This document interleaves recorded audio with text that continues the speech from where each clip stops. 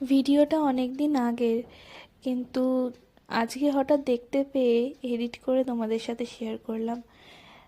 এটা খড়দার গঙ্গার ঘাটে একদিন বিকালবেলা আমরা সবাই মিলে গেছিলাম।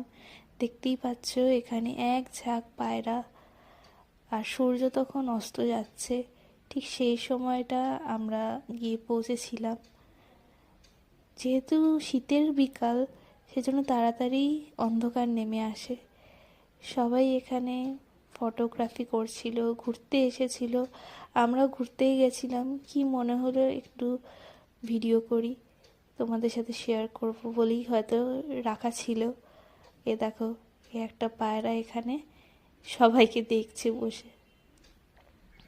চারিদিকটা বেশ সুন্দর, খুবই ভালো লাগছে। যেহেতু সবাই গেছিলো আরও ভালো লাগছে।